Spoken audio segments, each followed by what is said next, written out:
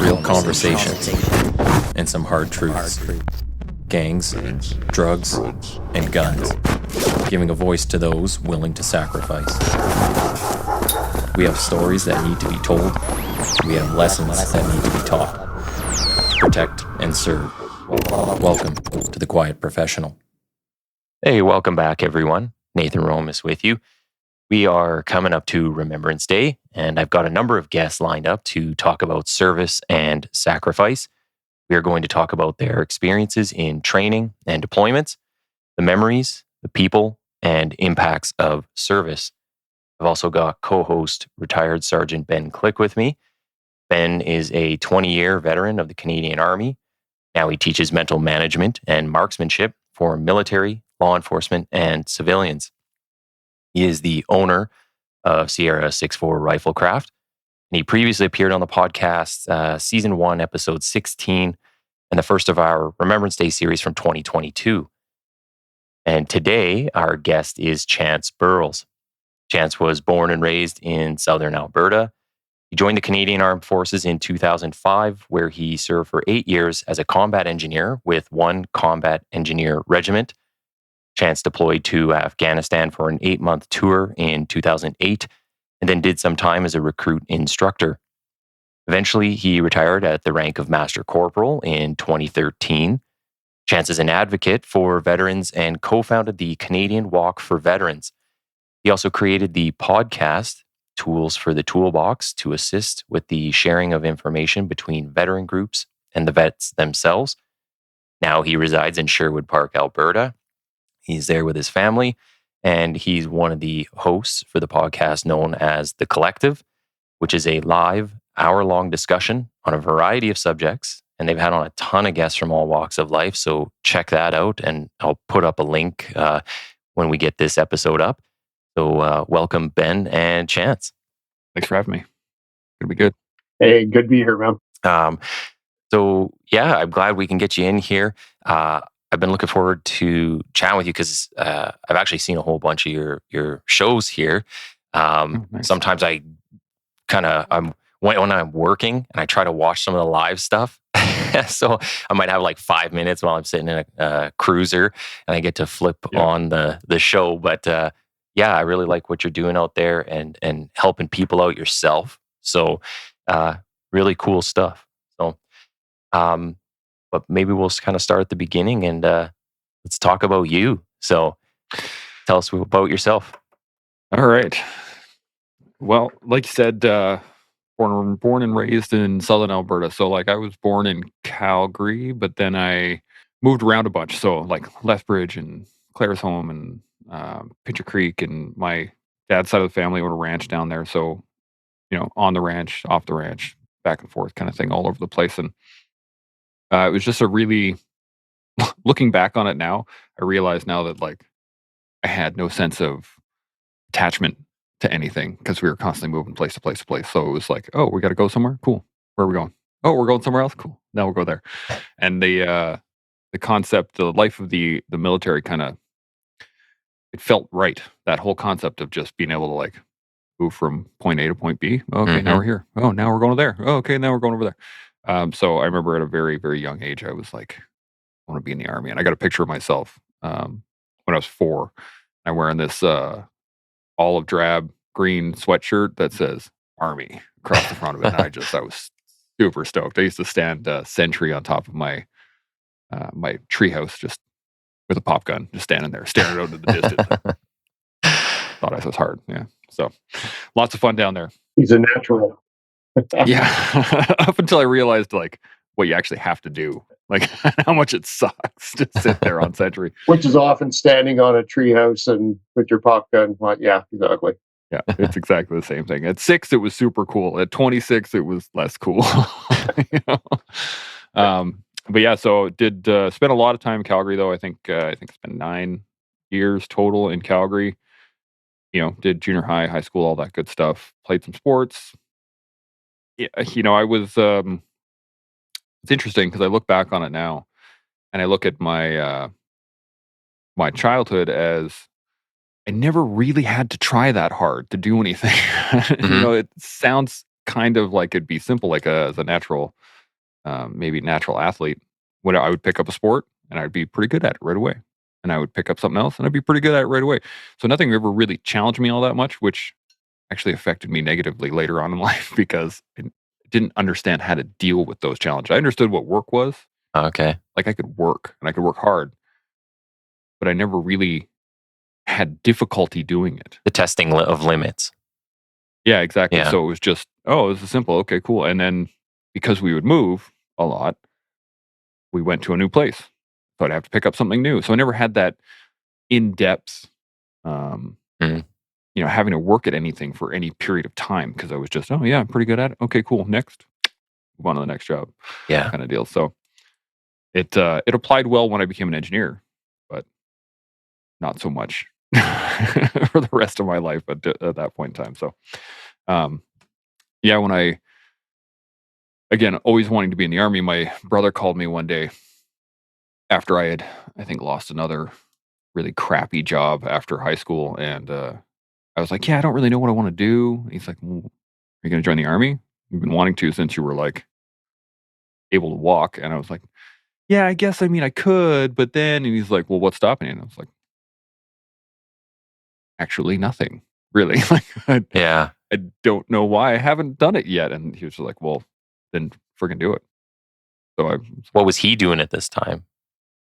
So he was actually in Korea at that point in time. He went to teach English in South Korea. So he's also, I guess I skipped over that whole portion of my family. I have a brother and a sister, both older than I am. I'm the youngest of three. And so, yeah, my brother went to study in Korea, but he did Taekwondo since he was really little. So he was like, oh, I get to, all right. get to go to Korea and learn how to do Taekwondo and then get paid because I'm going to be a teacher there. Yeah, made sense. Yeah, right. I'm down. So yeah, so he was over there at the time, which really kind of kicked me in the butt to like, just do something. Just do something. Yeah. And then so I signed up initially in 2003. And there's kind of a funny story to that one. I had to wait an extra 18 months to get into the military because when I did my substance use form, the initial one when you first get in, I was totally honest because in my mind I thought, man, like they're probably going to piss test me as soon as I walk out of here. Like whatever I write down here, that's what I expected to happen.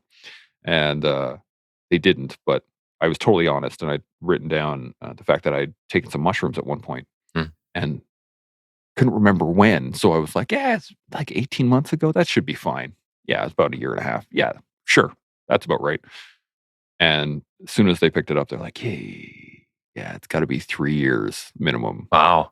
3 years. Separation between any time. Yeah. So for any psychedelics at all. Yeah.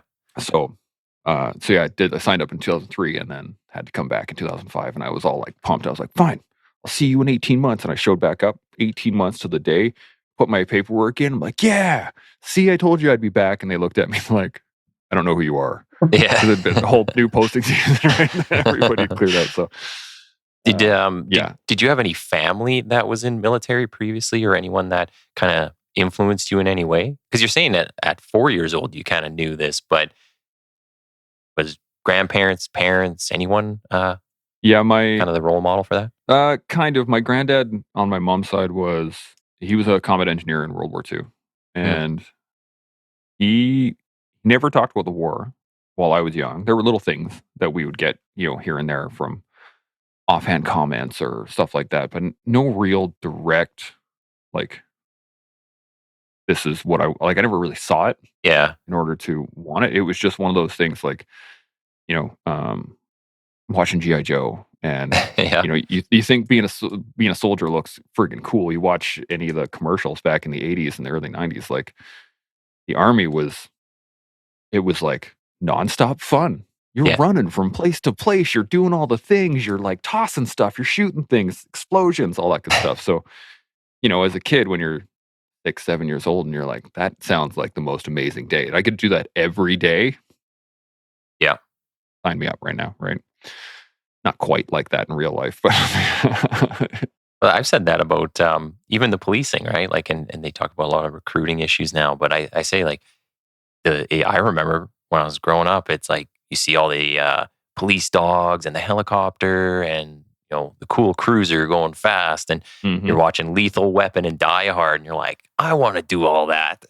So obviously not realizing how dangerous that stuff would be or how the real job is, but yeah, I totally get what you're saying. Like it just it stokes the imagination, and it really appeals to like a young male at least, because you're out there and you want to test yourself and you kind of got that drive and that fight in you. So yeah, that's pretty cool.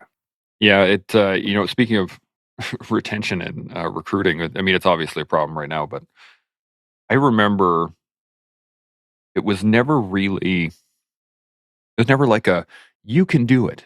Mm, That was never the messaging, right? It was not like everybody can be a part of this. It was always, are you good enough? yeah. Do you have what it takes? That kind of stuff. And I remember just that messaging as a young man, I remember just being like, yeah, I'm right. I have what it takes. Like, Yeah. who are you to tell me I don't have what it takes? I'm going to show you. And it's just that mentality of that aggressive, really, I'm just going to go get whatever I want kind of mentality that serves well when you're a 20-year-old and they hand you a machine gun and explosives and they're like, yeah, man, go on over there, do those things for us. Yeah. So it serves well in that point, but it's it's a weird environment, the military, to say the least. And just on Yeah. your grandfather there, do you think there's a reason that maybe he didn't talk about stuff? Because I hear that quite a bit about most of the World War veterans. And we were talking about this yesterday, Ben, even more so on the Canadian side. If you get Americans and you talk to them, like they're pretty good at telling you all the things they've done and where they've been. And it's very cool. But yeah, the Canadians are like very reserved about this and don't really open up about a lot of that. Yeah. It's interesting you say that, and I think a lot of it has to do with the British background, Mhm. right? The Brits are naturally reserved in the fact that because Canada was a colony for so long, that like there is this kind of mentality of just, okay, it happened, cool, forget it, move on. Okay. Yeah. Like it's just on to the next thing. It doesn't matter at this point. And so I think that's where a lot of that not wanting to talk about it. I mean, also looking back on it and listening to my parents talk about their childhood, my granddad was in the throes of PTSD for decades, right? Yeah. Like, Yeah. absolutely no doubt in my mind that he was suffering for many, many years. And him and I actually had a conversation after I got back from Afghanistan that he was he thought himself a coward for 70 plus years. Never talked about it to really anybody Jeez. up until he was in his 90s when we got the story out of him eventually when him and I had that conversation, and he was like, they called for volunteers one day to go up to the front, and he didn't put his hand up. Mm. And that's why he thought he was a coward for 70 plus years. It doesn't matter like the service that he was there for, a number of years, the fact that he was fixing railroads and demining areas and all these things that are like seriously dangerous. Yeah. He just didn't see it. It was crazy. Yeah. And even something as small as that, I guess you would say, like just that one little incident in that whole timeline, Yeah. how that kind of makes you think about yourself. So, Yeah. And then to not talk about it mhm. at all. Right. Like, and I have no doubt, like he has just from his medal system, he doesn't have a ton. Again, Canada's not great at giving medals, but yeah. So I know he saw combat in Europe just based on the medal set that he has. But I also know randomly, my brother, I think, was going through the attic one point in time and he found a Italian army issue knife. Okay. And we asked him about it. And we're like, where did you get this? And he's like, well, the guy who had it didn't need it anymore. Okay. Yeah. And we were like, oh, okay. And that he didn't say anything else about it. It was just one of those Hmm. statements that you kind of read into a little bit and you're like, well, I think I know what that means, but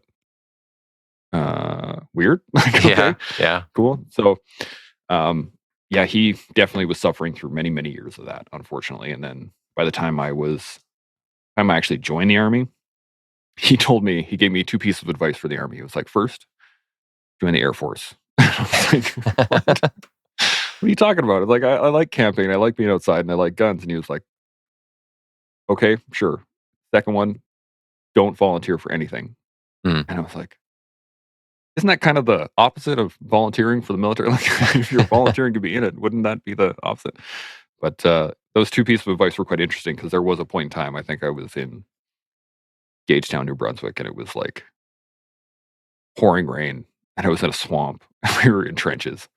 And I was like, Yeah. I get it now. The Air Force, right? I get it. They're in the office tower over there, in their chairs. So, but yeah, he was definitely a role model for me at one point. Like as I became older and I actually understood what he did, what the job was like. That's when I started going, oh, okay, that's like I know what it means to be an engineer now. But as a young kid, when I first wanted to be in the Army, there was never any like thinking about it. I don't think there was anything other than GI Joe. Yeah. I love GI Joe. Were you always kind of geared toward the engineering side of things, like building things or working with your hands, or were you always like, I want to go and be in the super secret special forces of whatever Canada's got?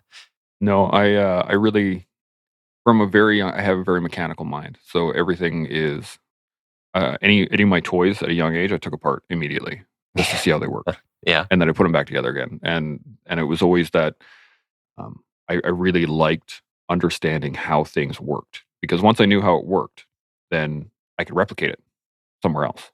So I could, and at a very young age, again, being on the ranch, you have to figure out how to do stuff all the time, right? So I would watch people fix their tractors, and I would watch people weld, and I would watch people do all these very physical manual labor type things, but it was all still very technical because it had to be done right, because it's going to be out in the field for the next 20, 30 years, right? So I did always kind of have that mind of like, I need to figure out how these things work. And then I started building things at a young age too, and I was like, ooh, I can actually make stuff like out of other stuff. Okay, cool. And so I started doing that stuff. And then when I actually got to the military and I started looking at the jobs, the one thing I giggle about this now, but I saw, I looked at the infantry and I was like, sweet, machine guns and mortars and running around, good times.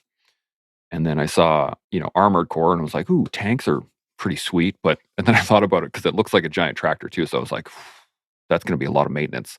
Like, we're just going to be fixing stuff all the time. And I'm like, I don't really want to do that. And then I remembered my granddad being an engineer, and I was like, well, they deal with mines. Mines have explosives. I do like blowing things up. Let's take a look at that. And then they were like, yeah, so you walk around, you get to do all of the things that the infantry do, and you get all the explosive work, and you get to build things. Yeah. And I was sitting there, I'm like, why wouldn't I? How to get out of my brain, man. Like, that makes perfect sense. And so, yeah, that's where I went to the engineers at that point. And once I knew that was the job, I was like, I'm in. Whatever you need me to do, I'm in. And then, once I actually got into the military, did all the training and all that stuff. The thing that I loved about the explosive work, actually more than anything, was the math. And it sounds weird. I'm a bit of a math geek, but like, I love the fact that explosives are basically controlled chaos. You have, once you set off an explosive, it is chaos. It, like, anything can happen at that point in time, because you're energetically expanding everything in a certain area. So you never really can. It's very hard to tell what's going to happen once you set that charge off. But if you do the math correctly ahead of time, then you know exactly what's going to happen, and you can make it happen the way you want it to happen. So, like, if I wanted to blow a door in, and I want that door to bounce around on the inside of those walls, I can set up a charge to do that. Or if I want that door to, disintegrate, I can set up a charge to do that. And if I want, et cetera, et cetera, et cetera, I can do whatever I want with it. Using chaos, it's such a cool thing. I still love doing it. I wish I could do it still, but they took all my C4 away. Yeah. What can you do? When you, as a kid, were you Were you good at math? Like, was that your subject? It was one of them. Yeah. Again, like I said, I have kind of a mechanical brain. So when I first started doing math, it makes perfect sense, Hmm. right? This piece plus this piece equals this piece. Yeah. If you take 7 of these and you multiply them by 20, and then you get that, right? Like, it all just made sense to me because the rules never changed. Yeah. They're Yeah. always the same. So once you knew the rule set, simple, easy peasy. I mean, it's the same thing with carpentry. Once you know the rule set, which is certain wood reacts in a certain way to certain things. Well, okay, then now I know what wood I want to use for this project in order to do this thing. And it's very, at least in my mind, it's quite mechanical. It's pretty easy to, Yeah. and then it explains things. So, like I said, when I was young, and I would take apart my toys, it was so that I could understand how they worked. And then once I understood that, cool, I can replicate it. Math is the same thing. Once you understand how something works, you can replicate that. Oh, you can do it again and again and again and get the same result. So, Mhm. yeah, it worked out quite well for my brain. What about, so I kind of want to go back a little bit to your application and Mhm. when you're looking at getting in. So, because you said you went through twice or applied twice. Um, Yep. what were you telling your parents at this time? And like, I imagine they know you're kind of geared toward this, but what happens when you don't get in the first time? Do you tell them why? Yeah. Oh, yeah. Oh, they knew. Like, Okay. so the funny thing is my mom's like a hippie, Ah, like a straight up hippie. You look up hippie in the dictionary, you picture my mom. So like, uh, and so it's kind of hilarious because I wanted to be in the army, and she was pretty against military service in general. And but when I told her I was going to sign up, she was like, "Yeah, that makes sense." yeah. Because like I've been wanting to do it forever. And she supported me, made sure that I had the time, the opportunity to do the stuff I needed. The actual one of the benefits was the 18 months really gave me was the fact that I had time to train because I didn't train at all beforehand. I was just generally healthy, I guess to say. So you're talking physicality, like working out Yeah, and stuff. Okay. yeah, exactly. And again, never having to really dive into any one sport for any long period of time. I never really built uh, like a background in activity. It was just I would play whatever at any point in time, doing anything. Yeah. So I never really went to the gym. I never really went for runs. I was just always capable of doing it without any real depth of understanding or knowledge. So, Do you think that your life on the ranch kind of provided for a lot of that? oh yeah, Yeah. yeah, that was just like you work until the job's done, right? Like, Yeah. Your workout is work. Yeah. yeah, exactly. If you've met a square bale, you've met reps. Yeah. Yeah, yeah, exactly. And I mean, some of my earliest memories out on the ranch, I would have been really, really little, but my granddad was like 70, and he was just tossing hay bales over his shoulder onto the truck and just Yeah. walking along, and hundreds of them. Yeah. No stops, no breaks, just go and go, go. Get her done. And yeah, and that same mentality of just like, okay, well, there's work to do. You work until it's done. Once it's done, chill out. Everything's cool, right? So, um, yeah, absolutely. That was definitely part of the ranch. And then, but yeah, that 18 months, it gave me time to actually train because then I started took the time to actually like figure out what I need to do. So I need to ruck. Okay, well, put a backpack on and I'll walk 17K and come back. Yeah. And like the next day it hurt, but I was like, okay, I can do that. Let's go for a run. And that's where I started. I was like, okay, well, my running is not up to par. I need to increase that. So every day I would do a little bit more, do a little bit more, stuff like that. Push ups, sit ups, all those, the standard things. So that I wasn't going to have a struggle once I got there. That was the big one, was that I just didn't. The first time I signed up, I had no idea what I was getting into. This is what I expected. It was from like, if you watch the movie Stripes or any of the old army movies, you walk in, you sign up, you walk out the back door, there's a bus, you get on the bus, it takes you to recruit you. Like, Yeah. Yeah. that was my mentality. The whole concept in my head was like, just as soon as you show up, you're going to be gone. But even the physical standards, like I don't think they're they're not something that makes you think you need to come in and be like an endurance athlete, right? Like it's just, Yeah. hey, do this many push-ups, this sit-ups, and maybe pull-ups is in there, and that's like it, right? They give you like a real basic Yeah. goal, I guess, to get to, so it doesn't make you Yeah. think like, oh, I got to come in and be super fit. So Yeah. And it was, I think it was like 19 push-ups.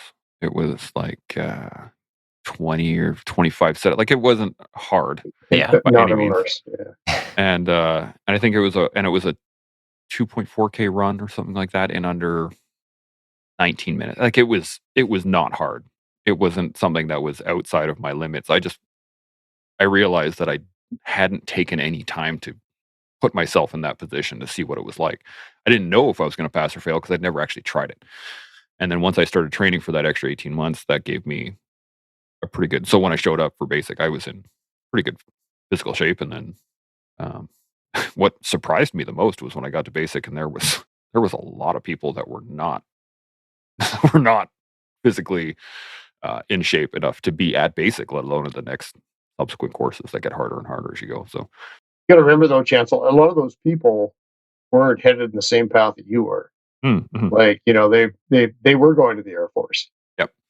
Because recruit training is not just Army; it's Army, Navy, and Air Force all together. Because we're Canada.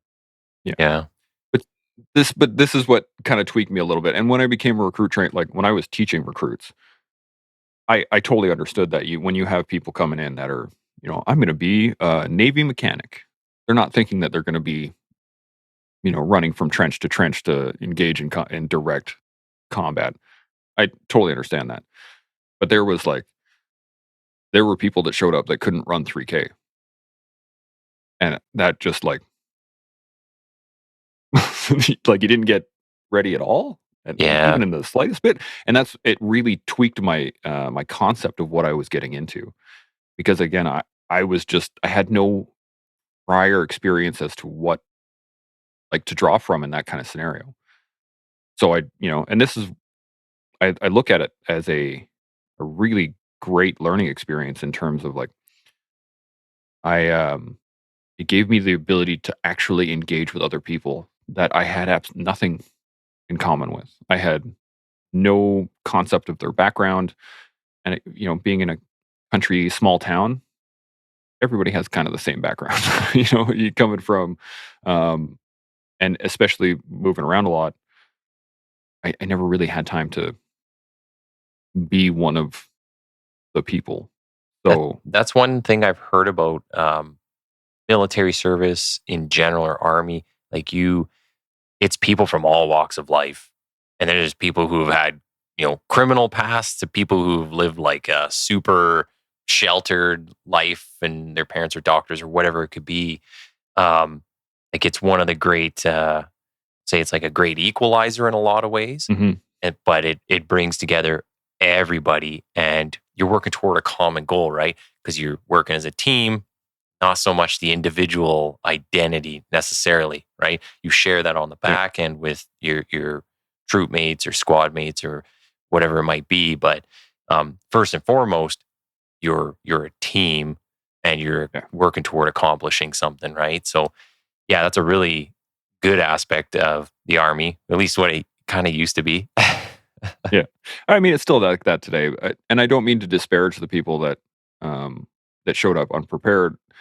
By no means, I don't want to do that. It's the fact that what I was trying to get at was the fact that it challenged my worldview. Yeah, Immediately from day one, I was just like, "Wow, I didn't even think that was possible." Okay, there's a great example was when I was on my threes course on my trades training for engineering. Was we have to get tested on everything, right? So initially, I thought this was kind of silly at the time. They were like, "Welcome to your hand tools class. Here is a claw hammer. Here are the safety features of a claw hammer. Here is how it works." And literally, this is a class. We're sitting there, and I'm like, "Why are we seriously a friggin' hammer?" And there was a kid taking notes. yeah. He'd never used a hammer before in his life. And he got the nickname Lightning pretty quickly because he could never hit the same place twice. And it was pretty funny. But I had never, like, it blew my mind at the time that somebody had never touched a hammer before. Yeah. That and let alone, and then they were like, "Here's an arc welder." I'm like, "Yeah, okay, cool." And they're like, "Wow, you're pretty good at this. You have experience." I'm like, "Yeah." Yeah, doesn't everybody? Yeah, doesn't everybody, right? That's where, all right, like, I had no experience to Yeah. draw from in that, because everybody I knew, they knew how to use power tools, they knew how to use regular tools, they could build stuff, they could take stuff apart, they were mechanically inclined because they had to be. So, it really challenged my worldview, and, again, talking to people from the East Coast to the West Coast to anywhere in between, from the North, like, all over the place, so it was quite the experience. I would recommend it. Yeah. Well, I would recommend, anybody, especially younger people, go do some service. So Yeah. get an appreciation for the world out there. So can you tell us a bit about like you go through your application, you kind of get the okay, let's go ahead, we're gonna accept you, and then Yep. from that point on, like how long is it between application before you're in, and then talk a bit about training. Yeah, so I say this, I got the dream. At the time, I was friggin' impatient as hell, but I got the dream of what everybody wants. I signed up. I swore in December of '05, and I was in basic training in January of '06, and so it was like a couple of weeks, and I was there. And Okay. then I did my basic, which was 13 weeks, and then I had a couple of weeks, I think, in between that and my SQ, my soldier qualification, which is like the Army side of the house. So the way the CF is broken down is you have basic training, which does all arms. So you have Army, Navy, and Air Force, as Ben was saying earlier, all together doing basic training. After basic training, you move into an element training. So you have Army training, you have Navy training, and you have Air Force training. So the Navy guys go to the Navy school and they learn how to, shine their boots and wear 17 different uniforms and all that good stuff. And then the Air Force guys learn how to use a swivel chair, all that good stuff. And then the Army guys go out to the field and we learn how to do Army stuff. Machine guns and grenades and radios and all the stuff that we need to know as the Army. And then once you're done that, then you move into your trade training, which is, you go to the infantry school, or you go to the armored school, you go to the engineer school, you go to the artillery school, you learn how to do your job. And so I went from basic, I think it was 13 weeks, and then I had 2 weeks off, not really off, but in between courses, and then did my SQ, which is 6 weeks, and then did another, I think it was like 3 weeks between that and my threes course. So I went through all of my training from January of '06 to October of '06. And then I was in my unit by, I think it was a week after that, 3 or 4 days. So October of '06, I was at my unit. We got stood up for tour in '07, did all my workup immediately, and then I went overseas in '08. So it was like this.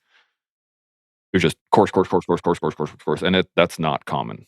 Okay, I was gonna ask, like, is that a common, like, how fast that went through, like, No. all the training, the basic right through.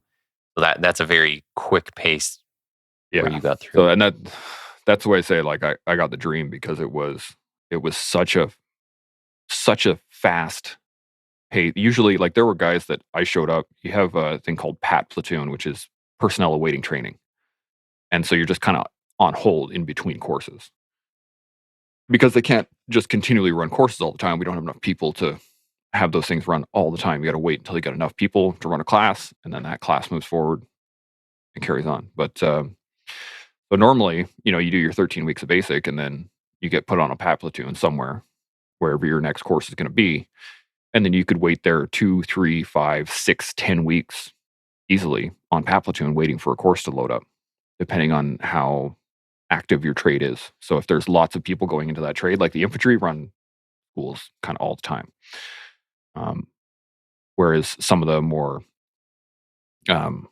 like mechanics, they're big courses, but you don't have a ton of people getting in the Army to be mechanics. So there's a lot of wait time, like soak time, in between those courses that are run.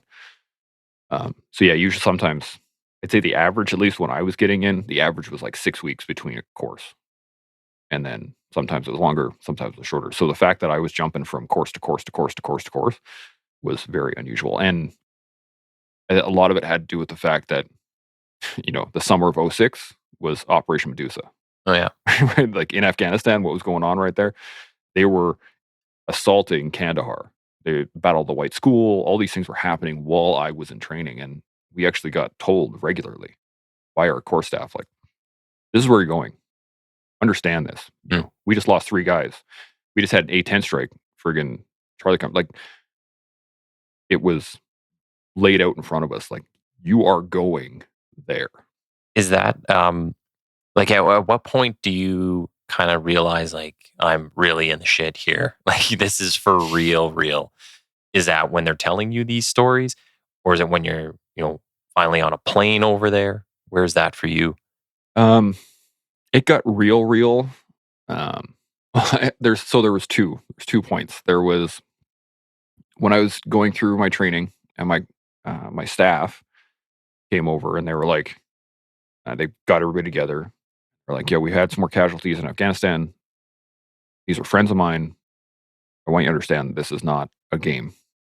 And we all had like a solid sit down, and the instructor told us about his friend, and like it was personal.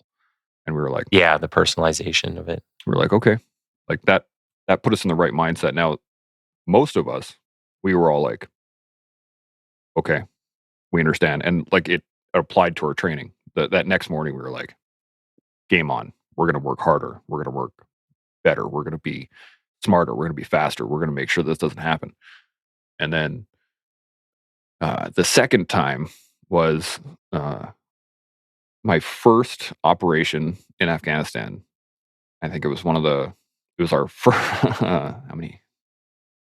We'd done like a dozen vulnerable point searches or something of different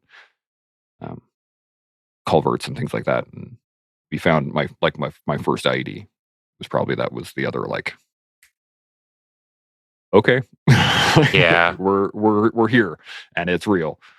And so that was, it would be those 2 points were the lines in the sand of like, step your game up and then step it up higher, because now you're playing for everything. So it was an interesting thing. But yeah, so throughout the training period, that was all of '06. And again, consistently reminded, you're going to Afghanistan. You're a combat engineer. Like, you're going to Afghanistan. There's no doubt about this. And got to my unit October of '06. We reorged we stood up the squadron that was going to go overseas. I was on that name, or on that list. So January of '07, we started workup. And then it was, again, course. Like, you're taking medical stuff. You got to get all your quals for your machine guns. You got to get quals for your explosives. You got quals, like, so it's courses, exercises. It was basically all year. I think that first year, I was probably home for maybe 6 or 7 weeks, I think, that year of just, Okay. you're just constantly off somewhere doing a course, running this, going there, doing these things. Did you have wife and kids at that time? No, I was a young single guy. I was 23 at that point in time, and I was just ready to get after it. So Yeah. I had no problem. And again, like I said, like, I moved around a lot. So when they were like, "You're going to go here," I was like, "Okay." "You're going to go here." "Okay." "Now you're going to go here." "Okay." Yeah, it's easy for you at that point. Yeah. There were some people there that were like, "Yeah, I never get to see my family." Like, why do you have a family? Like, come on, now you're in the army. Like, what are you doing? Again, it was young and dumb, but that was, '07 was crazy, because we were constantly doing stuff. We were in Shiloh, we were in the field, we were back to Gagetown, then we were back here at Edmonton, then it was just constant movement. Can you tell us about the training as an engineer? So obviously you're talking about IEDs, but what else do you do in that trade? And then maybe on the IEDs, because a lot of people probably have questions on that, is how do you train someone to deal with those? Because do you get to actually blow things up at the base or something?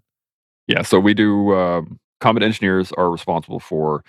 It's in our creed that we assist friendly forces with living, moving, and fighting on the battlefield. So everything that's involved in that, the engineers deal with. So we can build fortifications. We can destroy fortifications. We can build bridges. We can destroy bridges. We can, like, anything we can build, we can get rid of. So that involves all kinds of high explosives. You're talking, if we want to destroy a road, okay, cool. We can set up cratering charges and put massive holes in the ground in, a number of charges. It's super fun. Love explosives. But we also, also that's just living on the battlefield. Now, moving on the battlefield, we can, like I said, we can build bridges, we can make roads, we can anything. We can clear trees, we can go to town. Yeah. And then and deny the enemy the same. So we can set up traps and set up booby traps, lay anti-tank minefields, all kinds of stuff. And then on the mine side of the house, again, we can lay minefields, we can pull minefields, we can blow up minefields, we can do all kinds of things. And then the fighting portion of it as well, we have to be trained to a degree that we can work directly with the infantry because that's part of the job. Yeah. So just to provide a bit of context for what Chance is saying is if you take it all together, it's a ton of work. The engineers are the workers of the battlefield. Yeah. Like, no joke. Yeah. They're expected to do all the basic skills of the infantry. Plus, they are, like he says, if they're not building something, they're tearing it down. The joke was that commanders get nervous if engineers aren't working. If they're sitting still, then something's definitely wrong. So the engineers are the ones that are tapped to do just about every task there is. And honestly, it sounds like it's he's doing a good sales pitch there, Chance, because I'm thinking like, hey, you're out there with the infantry guys. So if a firefight starts happening, you're doing that. The one thing I'm just thinking is like, I just picture you're the guy with all the bombs strapped to him, and you're running around. You're like, yeah, I don't want to be next to that guy if he gets hit with something, because that's the big explosion there. Yeah, luckily C4 is actually quite stable. Yep. So Yeah. I mean, it can take around and stuff like that. I actually had those questions. A couple of infantry guys asked me one day. They were like, "So if you take some rounds in the back in your backpack, like, is that going to just explode?" And I was like, "No. If I take one in the arm where my debts are, that'll probably go. But don't worry about that." Like, what? And it became this kind of fun thing. But if that happens, you won't have a problem anymore. yeah, exactly. That's people have asked me about this in terms of IEDs and minefields and things like that. Is that they're like, well, how do you do it? Like, are you scared? Are you freaked out? And I'm like, when it comes to high explosives, when it comes to mines and things like that, you either do it right or it's not your problem anymore. Yeah. And they were like, but but like at the root of it, like there was times where we'd be, prodding, which is how you work your way through a minefield, and you're taking this basically a metal stick that's Burles. yeah, and you're just putting it in the ground, and like every couple of millimeters, just to try and feel if there's anything in the ground in front of you. But if you actually set that off, your face is like right there. So they say you keep your head down and the blast should go over top you, and I was like, should. Yeah. Should. Yeah. But no, but it's funny because it just, the guys that I know that deal with high explosives, it was never a question. It was just, yeah, you either do it right or, and you don't have to worry about it. You won't know. Yeah, exactly. So I think that's it seems like a common thread through all the people we've talked to so far, or done these episodes with, is no matter what job they're doing, like you're running out there in the infantry, or I don't know, just some of the guys doing their special forces stuff. It's like you're going into super high danger situations, but you're kind of just one of the guys said yesterday, like, you're already dead. He kind of thinks of it like that, like you're already dead. So like, I'm just going out there and just giving her, I'm doing it safely and I'm doing what I'm supposed to do. But yeah, it's kind of an interesting mentality to get into. yeah, you really have to. There's an acceptance for sure. Like, if you can't accept the fact that you're putting yourself into a high risk situation, you're not any good there, because you're going to be freaking out. You're going to be thinking about everything else. And the guys that I know all just like, it's work. Yeah. And okay, there's mines in the road. Okay, let's get to work. And then you get all your stuff and you wander over and you start doing your work, and there's no depth of thought to it. Yeah. if you don't accept it, you'd be crippled, paralyzed with fear. And the training, sometimes our training was good, sometimes not so good. Mm-hmm. But the idea was that you'd start with basic skills, then you work into like group teamwork skills, and then you do a simulation. Like you go out on an exercise and whatever it would be, you've already done that. So I think I know at least in my 19-year-old mind was that like, oh, this is happening for real now. That's okay because it's going to turn out like this at the end, like the last time. Well, the last time we did it was at Wainwright, and the bad guys were like our friends. They were shooting blanks. Yeah. When it's real, I think we're able to deny that there's a reality to it that didn't exist in the simulation, because all we ever know is the simulation. Yeah, 100%.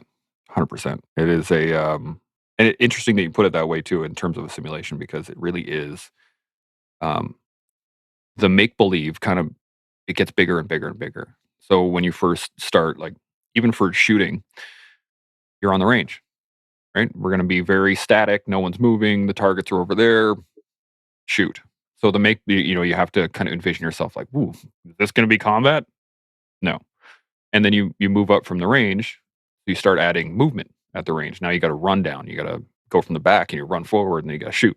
Now you have now it's getting a little bit more realistic, less so imaginary. And then you go into, shooting as a team. So you have parachuting. Now you got 2 guys running around with live ammunition.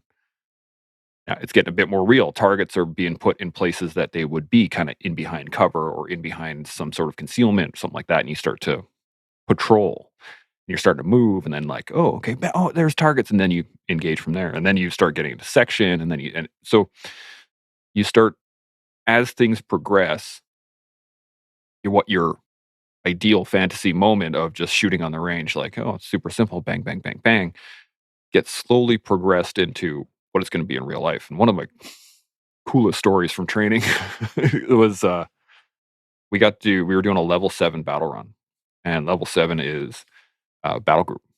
So you have everything, tanks. So it's a simulation, right? So you're simulating actual operations. Yeah, but it's still live fire, right? So you're still using live rounds, but it is 100% simulation. But you have, F-18s dropping bombs. You have artillery bringing the rain in as you're moving forward on objective. You got tanks shooting over top of your labs. You got labs moving into position. You got the engineer vehicles pushing through a breach. There's assaulting forces. You all get out and you start engaging targets into a town, and all that is simulation in terms of like, this is going to be your worst case scenario deal.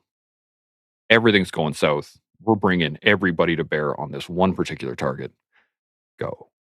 Yeah. And then it's run into that simulation style of like, well, what do you do now? Well, what do you do now? And then everyone's you got all the fluidity and all the confusion, all the gunfire and all the noise and all the people yelling and all these things happening. And it gets pretty crazy, but everything is just a step farther than the last time you did it. Yeah. So it's not like you just take someone off the street and go, jump into a level 7, see what it's like, have fun. Good Jay. Have a blast. No, it's staged over time that you just slowly level up. So it becomes, slightly uncomfortable, but it's not like kind of freak out moment. And one of the coolest things I ever saw was my buddy of mine, he was my fire team partner at the time. We were rolling through the town in this particular exercise. And the infantry were calling up like, Chimo's up, we need a breach. And my buddy and I come running over, and we got to cross this street in order to get to the building that the infantry were calling us from.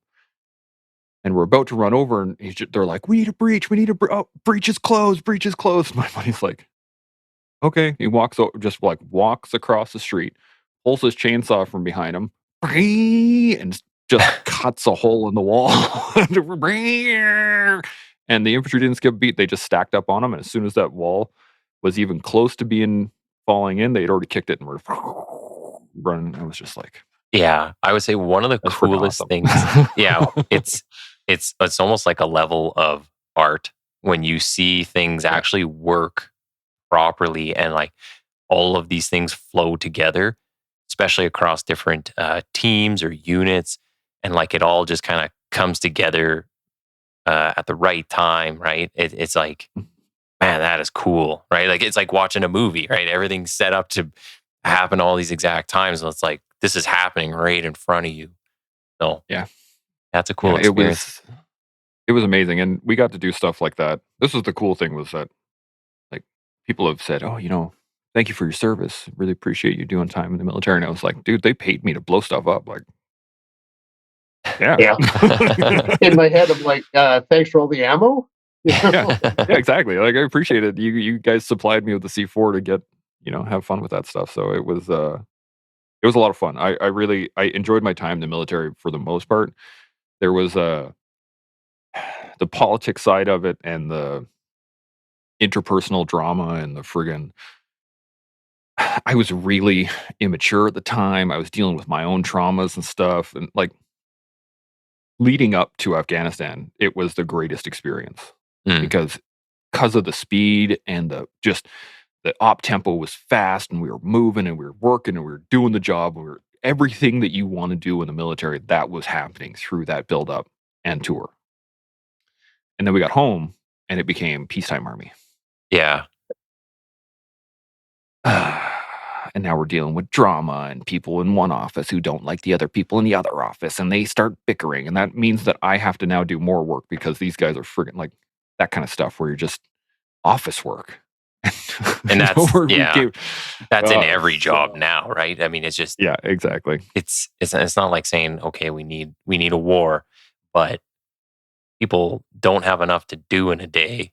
You get the idle hands, starts causing a lot of different problems, right? You just and that's actually a common thing I've heard from anyone I've talked to in the military that at least on the Canadian side, it's like we're not involved in enough things.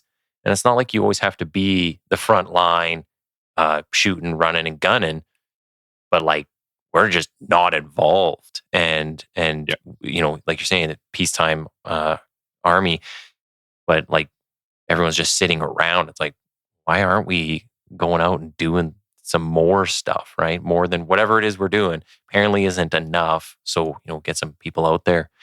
But yeah, that's a common thing I've heard. It's painful at times because looking back on it, I was kind of impatient, so I was always looking for like, what's next? What's next? Okay, well, what's next? But it was like a feed me kind of Yep. mentality of just like, give me more, and I didn't learn this until after I got out that the thing that I needed to be doing was what more can I do? Yeah. And that shift in mentality would have completely changed the trajectory of my career because I was just expecting things to come to me. Yes. Yeah. They weren't. And so where, I had trouble was when we got back from tour and I was dealing with my own stuff from tour. And all the stuff all the extra whininess that started to kick in started to make me bitter because I was like, well, what's happening? What is happening? Like, I just came back from 2 years of like, go, go, go, go, go, go, go, go, go. And now we're having office drama. Like, what is this? This is garbage. And, thinking that I knew better, obviously I didn't, but that was, that's where you start to see this disconnect between what has just happened to what is happening now. And unfortunately, again, being in that mentality of like, what are you going to give me versus what can I give? It definitely changed things because there were times where, I thought I had a good idea. And I was like, okay, cool. I'm going to run with this. And I bring it up to my chain of command. I'd be like, hey, can we get some of this? Can we get this done? Is there any way we can engage in this particular training cycle? Or can we hit this? Or can we do these things? And they'd be like, nope, we don't have time. Mm-hmm. And I'd be like, what do you mean? And I'm picturing all the guys sitting down in the bay doing nothing. Right? Like, there's just a whole bunch of dudes sitting there like, what do we do now? But in the office, everybody's busy because, there's X's coming up and there's friggin' reports that need to be brought up and there's things that need to be done and all the extra administrative stuff. They're busy, but we weren't. Yeah. And I was looking for them to give me stuff versus me creating stuff to do and just doing it. I think that's like a hard thing for people to kind of up it. Like nowadays, a lot of people I see are expecting like things to kind of be handed to them more so than, hey, if you got a good idea, and this is a slight failing of leadership. Like if you got people who got ideas, your job is to support them and let them, see it through to the end and help them get wherever they want to go and do these things. Like if it's helping the unit or just even that person themselves and keep them busy so they don't get into trouble. Those are things that you seriously want to consider. So yeah, I kind of get what you're saying with this because this podcast wouldn't be happening if I didn't have some people support it Exactly. and say like, hey, we believe in that. We think that's a great idea. Why don't you go do that? And here you go. We'll help you however we can. Yeah, definitely that idle time. Yeah, it's a real, just a real killer for things. So, No, go ahead. but I was just gonna say, you finish your point there because, and then I'll ask about the deployments. Yeah. So yeah, basically my point was the fact that had I known then what I know now, things would have been very different, right? So that there were lots of lessons that I learned afterwards, just like that, where I was like, oh, like you kicking yourself how stupid you were 2 years ago or 10 years ago or whatever, right? Man, if we're not cringing about who we used to be, we're not growing. Yes. I'll only cringe if I stop cringing. Yeah. That makes sense. Absolutely. It's one of those that, like, those lessons are the pivotal moments that you can either learn from or not. And this is a total side story, kind of random. My wife and I were driving down the Henday a couple of days ago, and we saw a police truck with a car pulled over. And as we were going past it, we saw one of the passengers was on the back trunk, like folded with their arms behind their back, and another one was sitting on the side of the on the grass with their arms behind their back. And I was like, those guys are going to jail. And my wife was like, are you sure? I mean, maybe they could just be resting. And I'm like, pretty sure. And we were kind of joking about it, but I thought about it for a second, and I was like, that moment right there for those two people, that is it's hard to say this, but it's like a gift. It's like a moment of reflection that you could really utilize in your life to really change your trajectory. Mhm. Like just sitting there with handcuffs on, just on the side of the road, could be a moment of absolute reflection and be like, what have I done? Where have I gotten here? Yep. The sad part is that how many people actually take that moment Yes. and use it to reflect, to change their ways, to do those things. And so There's kind of two To my ways point, people it's go like with that. Is like you Yeah. either go, I screwed up and I have to take responsibility and I have to make change, or these people are only picking on me because I'm this, Yeah. and it's everyone else's fault, and like it's the narratives. So Mhm. yeah, you're 100% correct. I wonder too, is there anybody like, so as you're coming up through this, you said you didn't have a lot of family involved in the military or those experiences. Is there anyone that you're kind of maybe that you cling to that you're like as like a mentor or you see as like a real leader or inspirational at this point? Anyone that you're kind of like, I want to be like that guy, or this person's like, even if it's your fire team partner, somebody that you're like, man, this guy's doing like a real kick-ass job and you know uh, keeps me going. There was one. Name was Sergeant Sean Eads. He was a fantastic leader, great dude. He was my first section commander, and then he got moved into became the the troop recce sergeant, and he just awesome dude, awesome guy. He got killed in Afghanistan on that tour, which was very challenging at the time because that was the guy. I was like, oh man, like that guy's awesome. I need to be more like him. And then he died, and in my mind, I was just like, well, if they got him, dang, right? Like, I did like, um, it made me really kind of question. And again, the sad part, I didn't realize this until later on, was the fact that the best thing I could have done in that moment was continue to emulate him throughout my time. But it was such a I didn't have I didn't have the maturity at the time to really understand that. I just looked at this guy as like almost on a pedestal. Like I could never get that good. And so because of that, and like I was saying earlier, because I had never really dealt in any sort of depth of challenge, I was like, well, I'm just not gonna. Yeah. And so Okay. I kind of shuffled it off to the side. And it wasn't until many years later, actually just recently, probably within this last year, where I've really taken to heart this, to really understand this, that that's what I have to do every day now, is emulate that person, emulate that idea of the man that was Sean back in the day. So Okay. it is it's a continual learning experience. But yeah, he was the one guy that I was looking at in order to be better. And then when he died, it just kind of like everything changed. I was like, dang, and became became much more difficult. And I think because of that happening, I became really critical of the people around me. And I was just like, well, they're not like him, and therefore everybody sucks. And then, like I So said, you I got, found that you became a little more, like a little more on edge, or like you get agitated a little more. oh yeah, I became quite jaded too, and very, like I said, like hyperly critical of Mm.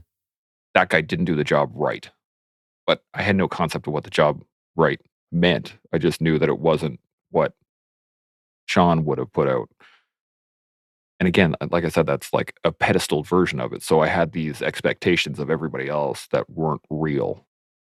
And then because of that, I got very bitter about the skill of the people around me. And then I was like, screw these guys because they don't know. And I wonder too, like I would imagine at some point that he also thought that of somebody before him. Perhaps. Yeah. So maybe he's thinking that, and like, so there's someone here, and he's here, and you're here looking up at him. Um, so it's just, yeah, it's kind of a different dynamic, I guess, of you're looking up to this guy, and he might have at one point thought the same thing or had the same Yeah. experience. So Yeah. yeah, Maybe. The nice part is, at least now that I look back on this, is that I still had a very, anything that I was going to do, if I was going to put work into anything, I was going to make sure that it was done up to high standard. Like if, and I've been told this many times by a few people that my, at least I knew what I was talking about. So I used to talk a lot of crap, right? I would, oh, well, that guy, blah blah blah, or this thing isn't the way it's supposed to be. But I could always back it up.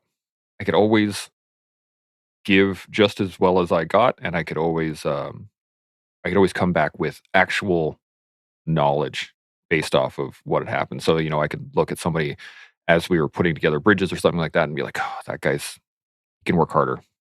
And they'd be like, oh yeah, how do you figure that? And I would show them. I'd be like, this is how you work harder, or this is how you work smarter, or this is how you lift up this bridge panel better. You're going to hurt yourself, that kind of stuff. So I was never the greatest soldier in my regiment, but I could always, again, that work ethic of just work until the job's done. So you put in the effort now, and then it's done. You don't have to do it twice. Then you don't have to do it 3 times. You don't have to do it later. Chance, I mean, reality is young soldiers are going to face the same situation you did with the loss of a key leader. What advice would you give? If you could have, what advice would you give your young self, or what advice would you give young soldiers when they're faced with that kind of loss? Honor it. That would be the big one. And I didn't for many years. I took it as a personal affront to me, like how dared they make my life hard by not being around to teach me these things, right? So it was very victim mentality, uh, in that for many years, right up until actually this last year, August 20th, the day they died. Um, that has been a bad day for me. It's always been like, I'm angry and upset and I'm mean to my kids, and I'm, I start lashing out because I feel the loss, rather than what I have done this year and started last year, but this year really worked. Um, best I've ever had it was to really honor the memory by being the absolute best version of myself that I can be, Absolutely. because that's what I needed back then. but I wasn't. Didn't have the maturity to actually understand that. But that is really what honor the legacy that they're passing on to you. Yeah. Good And advice. kick ass every day. Keep doing that. Yeah. Yeah. Well said. And I guess like we don't you probably come across that quite a bit, maybe in the military, where say there's more casualties than you might see in law enforcement. But definitely that's something that I could see happening in law enforcement, where just something uh, anything like a even serious injury happens to someone that's like a mentor, and you like you're saying, just how you see them and how you kind of internalize that and you process that, and then does that make you a better person? Are you using that to kind of push yourself, elevate yourself? So yeah, it's a very good advice for people. Oh I think it applies just to everybody, right? You have a loved one that passes on, or has a medical issue or anything, right? Your dog dies, right? Like, yeah, utilize that to be better. Don't don't utilize it so that you can feel sad all the time. Utilize the memory. One of the things that I've been using for a number of years now in the Jewish religion, the thing that we say when somebody dies is, let their memory be a blessing, Yeah, the memory of the apostle. Yeah. right? And that is the key. Excuse me. Yeah. It's not a question of um, being remorseful or being um, down in the dumps, or death is a part of life. Everybody, anything that lives dies. So like that is it's an understanding, and I think military people probably, and police and people that deal with death on a regular basis, have a better understanding of that than most. But let their memory be a blessing. Don't look back on their memory and feel sad. Like, it's a blessing. You got to know them. You got yeah, to be with them. You exactly. got to enjoy Yeah. their presence. Like, enjoy it. Yep. Yeah. Yeah. Maybe we can move into just talking about some of your time on deployment and just what that looked like, and some of your experiences over there, or some of the people that you were there with. So, kind of run us through your time in Afghanistan.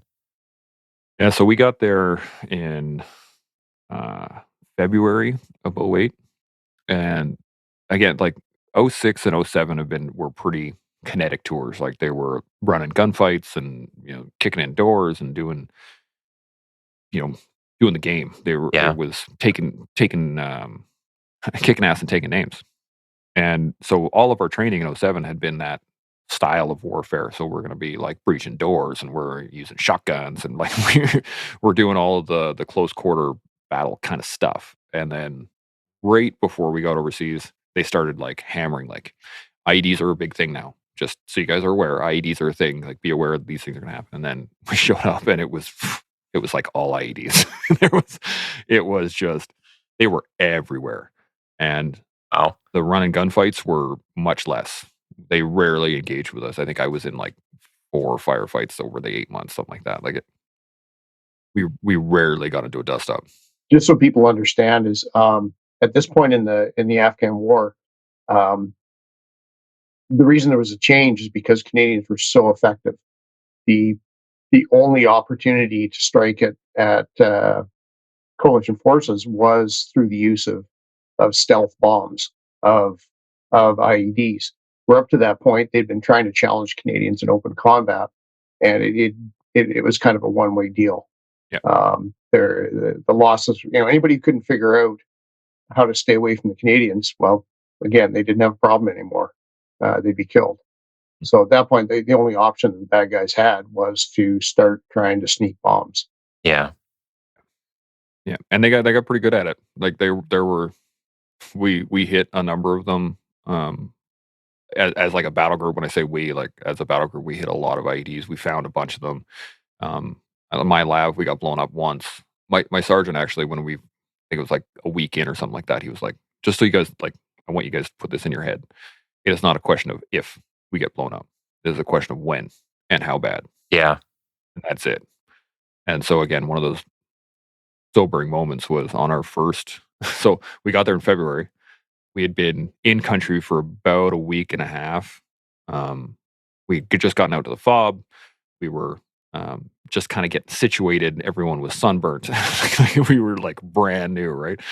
And we got called out on this operation. A bunch of special forces guys had gotten trapped north of us, and so they called us. It was some American special forces. I'm pretty sure they're Green Berets. I've been told by other people that they were Rangers. I'm not 100% sure anymore. It's been so long. I just remember there were special forces guys, and so we, like, being new, everybody was like, to the rescue! And so, like, it became a battle group friggin' movement. And there was the entire company of friggin' infantry, the entire troop of tanks, the, like, squadron of engineers, like, we all went kind of thing. And it was just like, everybody get involved. Yeah. So we had this massive convoy that was, like, rolling up these roads to try and get to these Americans. It took us 2 days to get there, just from the, like, wow. speed that we were going. And of course, everyone's freaking out because we've been told IEDs. So Yeah. we're checking every friggin' bridge, every culvert, every turn, every corner, like, everything. I remember walking for, like, the first, probably, I would say, in the range of, like, 10 to 15 kilometers of just, like, we were walking, constantly scanning the ground. We weren't even driving. We were just, like, slowly walking our way up. And the infantry major was barking at my sergeant of just like, we got to move faster. We got to move faster. We got to get there. We got to move faster. And he's like, I am moving at the speed I am willing to risk my men. If you want to move faster, put your men up front. And he was like, fine. Engineers, back off. Infantry, I'll take this. And we were like, have fun, boys. And so we got back in our truck. And as soon as, like, we moved, I think it was maybe 150, 200 meters. The infantry checked this culvert. They said it was clear. First tank goes over. Second tank goes over. Third vehicle, that infantry vehicle, stops dead. We have wires sticking out of the road. Can we get some engineers up here? Like, okay. Yes. So we run up there. Me and my mass corporal run up there, and we're like, yeah, what do you got?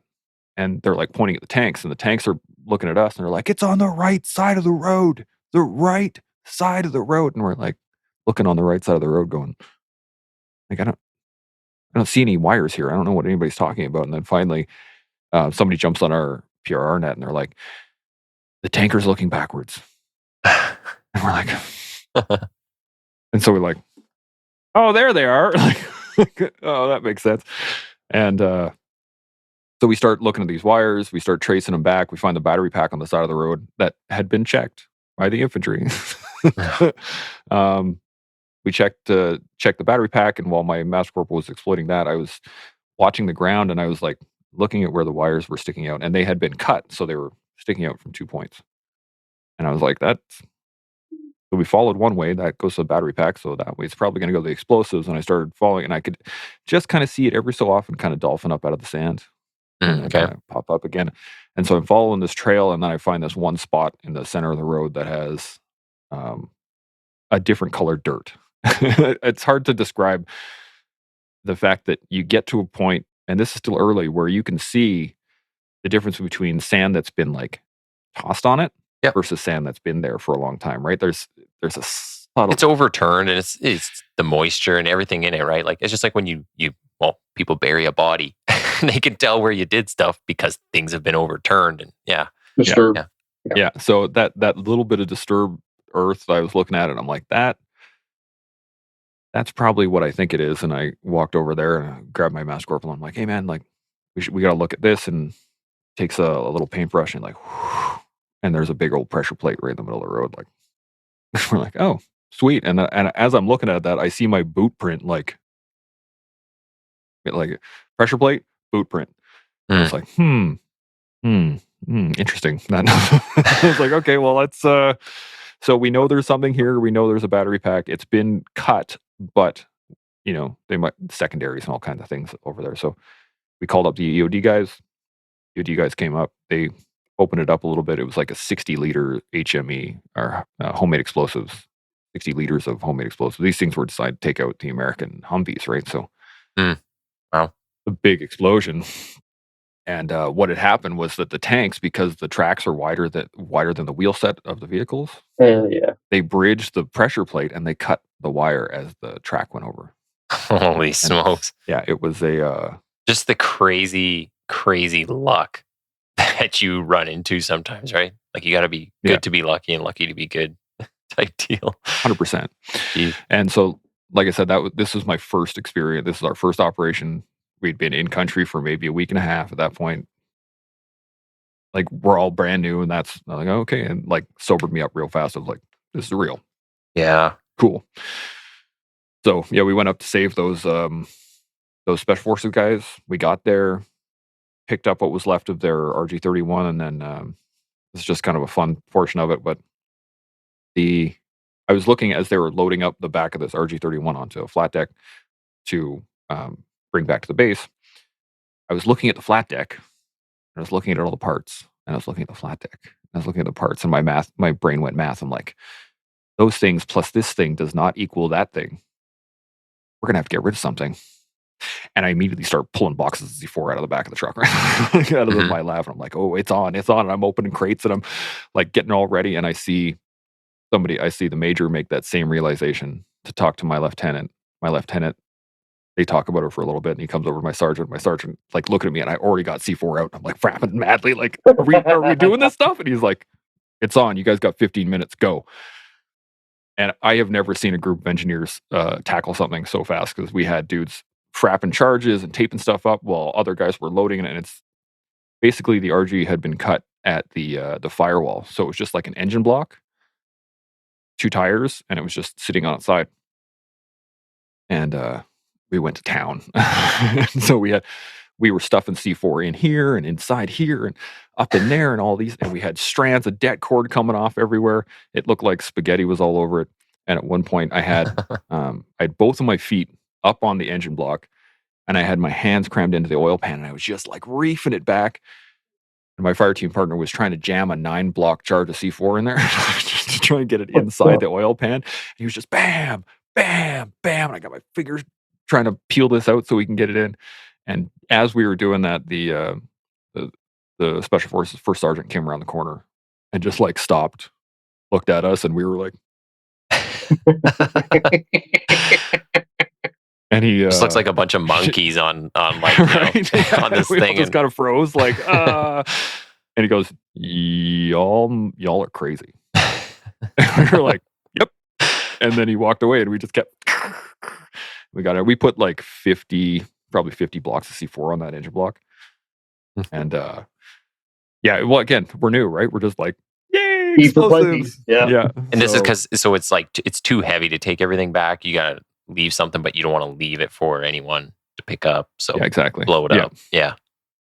Just get rid of it. And so yeah, we loaded that thing up, and then we got in our vehicle and we started taking the lead position back home. And then our rear section. So we had 2 engineer sections with us. So the rear section came up and put another 50 blocks of C4 on there. So it was, from what I say 50, it was like a box and a half. So there's about 40 blocks per crate. So about a box and a half. So, 50 to 60, I'm kind of averaging. I don't really know exactly how much. More than enough to vaporize everything. So you're creating a small nuclear explosion. Yeah, basically.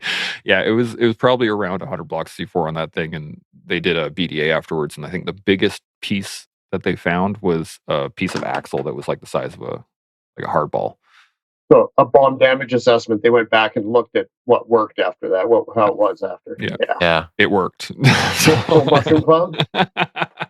Oh, yeah. Yeah. But that was, and that it was indicative of, what we were going to do on tour. That was basically the tour for us, was that we would be driving from place to place. We'd be looking for IDs on the way. We'd get to where we were going. We'd do whatever it is that needed to be done at that point in time, whether that was, patrolling from A to B, if that was going to deal with a weapons cache or explosive cache, something like that, or if we were going to do a Shura or, a meeting with the local elders. That was basically the tour. We were constantly just driving place to place to place to place, looking for IEDs, and then we'd get where we're going, we'd do our stuff, and then we'd disappear. And out of the 8 months I was there, I was on QRF for 5 of those 8 months. Because my sergeant would continually volunteer us for being on QRF duty. You're busy. It's not. I'm not sure why he did it. I've been told a number of things, but I'm not 100% sure why. What I was told was that he really didn't like patrolling. He thought it was too dangerous, so he wanted to be in the vehicle more often. So QRF, who are you quick reaction force for, like the whole battle group? Battle group QRF, yeah. So Yeah. we were in Massengar, and it was, I was thinking it was daily. Like there were days where we didn't come back all day long. So we would leave in the morning to a QRF call, and then we'd leave that particular call once it got solved, and we'd go to another one, and then that would get solved, and we'd go to another one. So it was very much just constant. So just so people are clear, how many engineers are how many people in a battle group, and how many engineers in the battle group? Battle group, there was, I think, 2,500 in the battle group. Yep. And there are 120 engineers total for the battle group. You're busy. Yeah. And that was the other thing, is that at the time, 2008, any movement required engineers. Any movement. Didn't matter where you went. Didn't matter how long you were going to be Just out. because the landscape is so littered with bombs everywhere. Yeah. So it was, we were just constantly rolling. We were constantly patrolling. We were constantly hitting QR, like just all the time, every day. There were days I remember getting kicked out of my rack at like 2, 3 in the morning, and like, QRF call, let's go. And you're just half asleep. Okay, you get in the vehicle and you start putting your stuff on, and you're kind of waking up as you're rolling out the gate. Yeah. And then we wouldn't get back until the next night of just calls, and you'd just be friggin' fried and exhausted. And you get back to your rack and you pass out and you wake up. QRF, let's go. Was a lot of your job, like I imagine a lot of it's the roadside IEDs, like stuff that's, going to take out the vehicles, but you must get a lot of like the something on like a man door, right? Like it's a little booby traps and different things set up. Do you get much of that? At the time, there wasn't a whole lot of smaller booby traps. The booby traps that they were setting were huge. Like it was, Okay. they were trying to take out our tanks at that point in time, because we had just brought our Leopard 2, the main battle tanks, in 2007. So it was like, that was the biggest threat to the insurgents at the time. So that all of the explosives were massive, and they were set up really intelligently in terms of, there was primaries that set off secondaries that once we engaged the secondary, or set the secondary off and retreated, or tried to move to another position to consolidate, there'd be a tertiary set up in the consolidation area. Jeez. And things like that. So like, you're thinking 2, 3, 4 steps beyond the initial hit, and those initial hits were sometimes small. Like when we were doing foot patrols, they'd be like little Russian PMNs, which are, they'll take a leg off, or they'll take off, they'll debilitate one person. Mm-hmm. And then once we start engaging our protocols, which are, you set up security, medic starts to engage that, then a secondary goes off, which is usually remote at the time. And then that would either engage a firefight, or like when Mark Campbell lost his legs. Yep. That's how it started. Yep. It was an ambush, and they moved to cover to engage the ambush, and the secondary charge was set up in the cover position.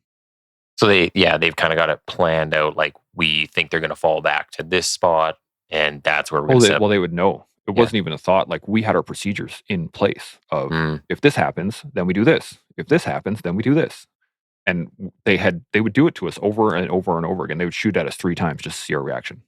Yeah, and learning. Once they had that reaction down, that's what they're going to do. At one point, I was in the air sentry hatch, or like in my lab, I was just kind of popped out. I was a machine gunner, so I was out there a lot. But we were watching the Kiowas, the American light helicopters, would fly these kind of swooping patterns back and forth over top of enemy held areas, so that the Taliban would get nervous and start shooting at the helicopters. And as soon as we saw them shooting at the helicopters, we would call in fire from the artillery. Yeah. It would be like, haha, take that. But while I was sitting in air sentry hatch, I noticed these little puffs of black smoke off in the distance, and I was like, that's weird. And it would like in midair, like 900 meters above the ground, like, and I was like, what is even happening? And I realized is that they were shooting RPGs into the sky to see how far they would go before they would explode. So they were trying to turn it into kind of like a flak system for the helicopters. So as they were flying around, they would know how far they could shoot their RPGs up before they would hit one of those things. And luckily for us, there was actually an Apache flying around the area. So they're like, bang, and they got hit with hellfire. It was pretty funny, but the just like that's what they would do. They're constantly testing to see what's going to work. What can we do to cause more casualties? What can we do to cause more casualties? And that's what it was always about: was casualties, casualties, casualties. It was not about. A lot of these things weren't set up to kill anybody so much as they were meant to debilitate. And Is that more of a tactic where, like, because if you have a casualty, now it's going to slow you down because now you're going to have one or two people trying to work on that person. You take three people out of the equation. If someone's dead, you're kind of pushing past. yeah, and you can gauge like, yeah, if you have a casualty that's dead, that's obviously dead, you can engage the firefight. Like everybody's involved in that. Bang, done. But if you have somebody down and they're screaming, that affects everybody first off because Yeah. it's one of your friends that's on the ground screaming. But medic, T-C-C, guys to move him around. So you're looking 3-4 dudes minimum that are going to be involved with one casualty that are now out of the fight. Yeah, and creating that panic, the atmosphere of fear, right? And now it's affecting everybody if somebody's there screaming or hurt or whatever it might be. Yeah. So it's a tough one. Yeah. On a strategic level, a counterinsurgency can't defeat the troops on the ground. What it can defeat is the national will to continue to spill their own soldiers' blood on a foreign soil. So it's not so much to kill Private Bloggins or Major Campbell. It's to create a lack of will back in the actual country that's sending the troops. Yeah. And the people that are there. Like if you think about it, this is once I got out of the military and I started working, advocacy, and I started seeing. I went to do some equine therapy, and I mean I still do. Horses are magic when it comes to that. But the reason that we work so well, especially GWAT veterans, is the fact that we're prey. Like 95% of the time in Afghanistan, we were being hunted regularly. We were getting rocketed at night in our base camps. There was no point where you were like safe. Right. Okay. So it was always this high level of tension for weeks and weeks and weeks. And you do kind of get used to it at one point. I remember at one point, we had a rocket attack and I just kind of rolled over and I grabbed my armor and I just kind of pulled it on like a blanket and I was like, oh, fuck it. I'm just going to sleep right now. And then other times I had my buddy and I were playing baseball on an Xbox that I had brought with me, and we were sitting there playing and we're like,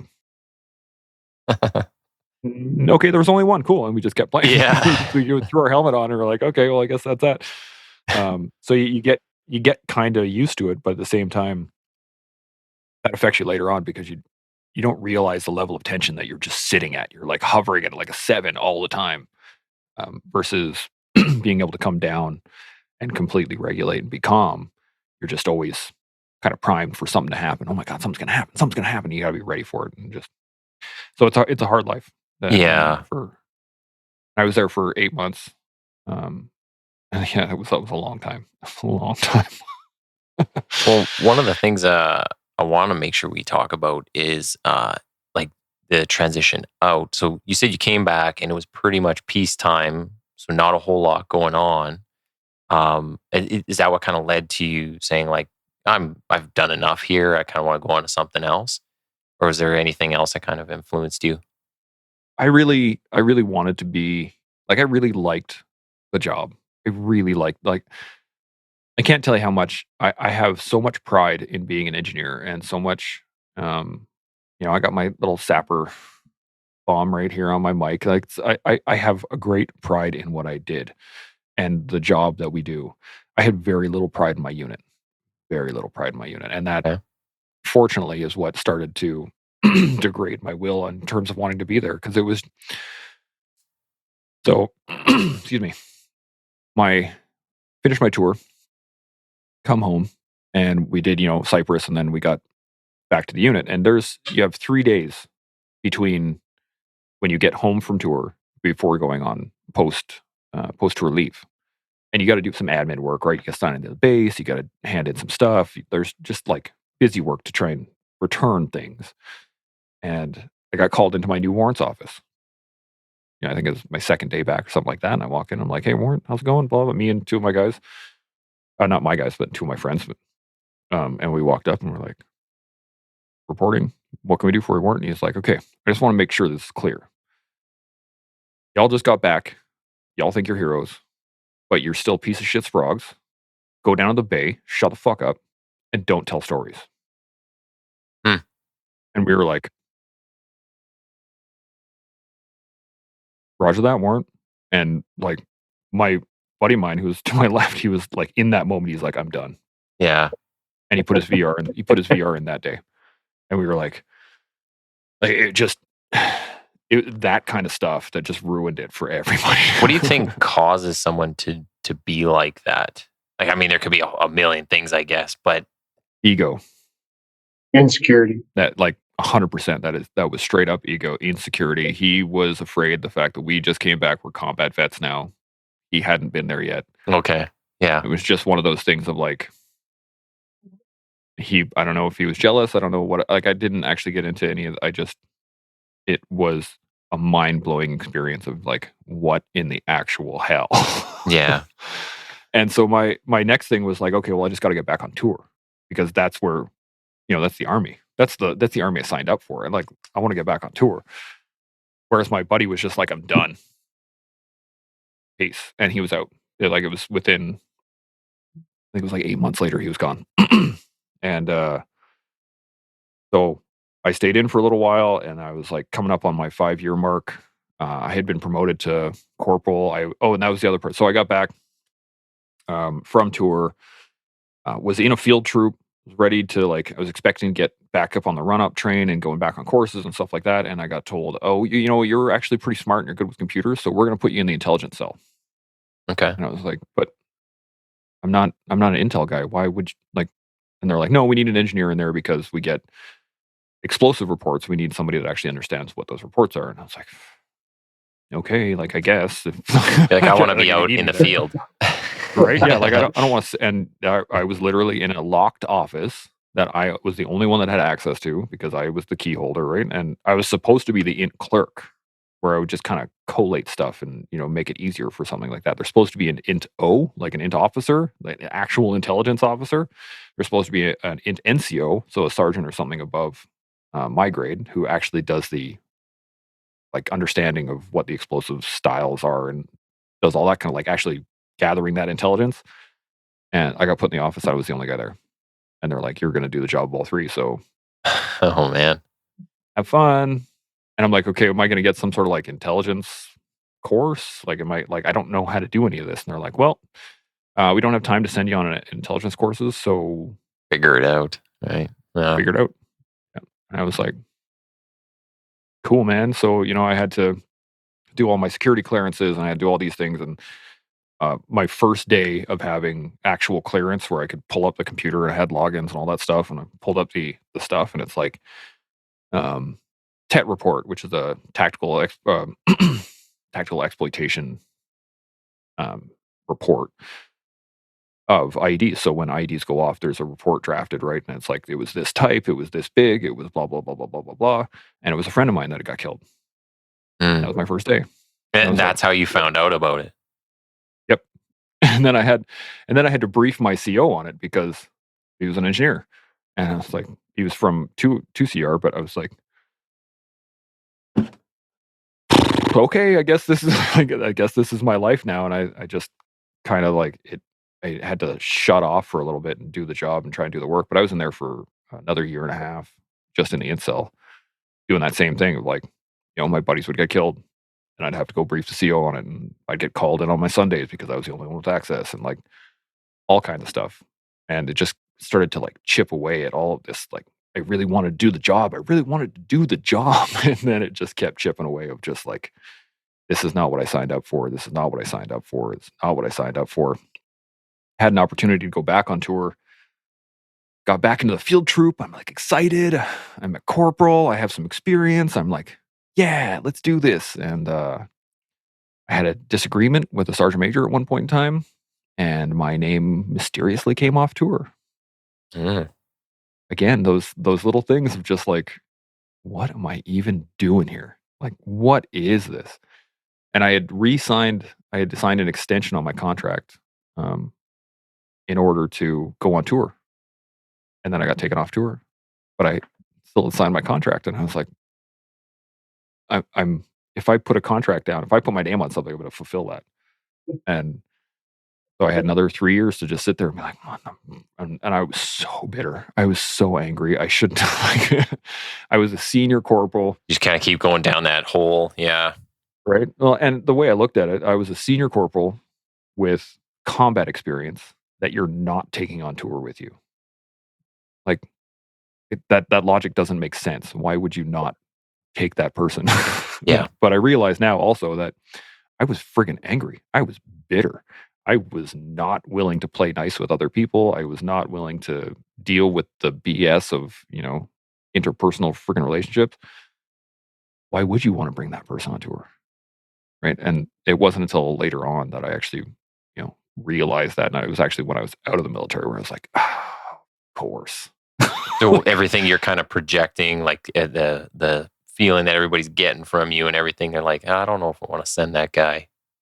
Yeah. Yeah. Yeah. And like thinking about it, I probably would not have done well on that tour anyway. It was a cleanup tour. Like, we weren't doing ops, we weren't going on patrols, we weren't doing anything like that. So it would have been that same stuff that I was dealing with in the regiment, just in Afghanistan.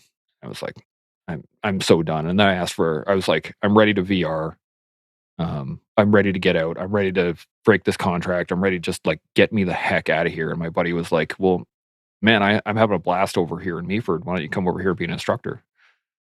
And I was like, well, I need my leadership course first. And I'm not getting that. I keep asking for it and they're not sending me. So I put in a memo, or I talked to my career manager, and he's like, so, are you looking for any postings? And I was like, yeah, sure. How about 3 CER Germany? I'd take that one. You want to send me over there? and the shot. Yeah, they're like, that's a sergeant's position. I'm like, I've been doing a sergeant's job for the last 2 years. Like, really? They're like, come on, like, just send me over there. And they're like, well, do you have a second option that you would like? And I was like, well, my buddy said Meaford would be a great spot, so I'd go there, but I need my master corporals before I can get there. And they were like, done. Oh, okay. I was like, okay.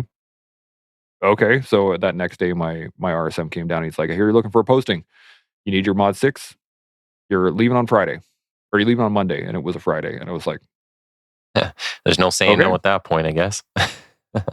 Yeah. And so, and at that point, I was common law with my wife at that point. So now, like, that entered into a whole new challenge of my wife. I went imposed restrictions. So my wife stayed here in Edmonton, and then I went to Ontario, and I was there for about a year and a half, out there training recruits, which was, thankfully, that was back to me doing my job. There was none of this whiny stuff. There was none of the interpersonal relationships. I showed up and they were like, are you capable? And I'm like, yeah. And they're like, okay, get to work. And I was like, roger that, let's do it. And started like working again. I started training recruits. I was the only guy on base that had CMD, munitions disposal qualifications. So they're like, if we have a dud, can we call you? It's like, yeah, I'm sitting in my barracks room by myself. You want to call and have me blow something up? Yes. No problem. And Meaford there's duds everywhere. It was an old artillery range. It was an old tank range. It was an old Air Force range. Like, there is duds everywhere.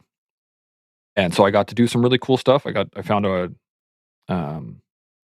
some other people found and called me out to some 76 mil Sherman rounds that we had found. We haven't used since World War II. Yeah.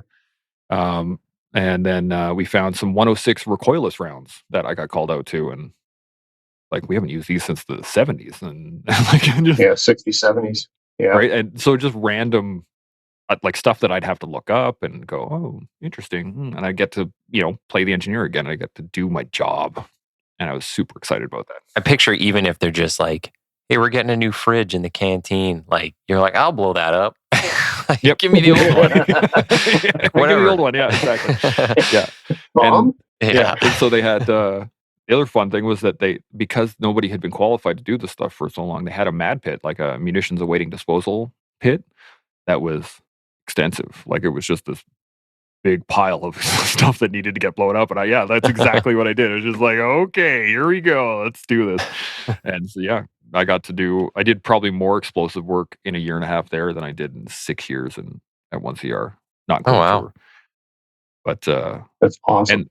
And I got to teach, and I got to, pass on my knowledge, and I got to have recruits go through, and I got to do all of the things that I aspired to. I had to not only attain, but maintain a really high standard because I was an instructor. Everyone was looking at me. Like, you have to live Did you find that, like, it's a weird transition when you realize you're the guy they're imitating? Like, did you notice after about 2 weeks, they start to walk like you, they start to use your phrases, they start to talk like you? Mhm. Yep.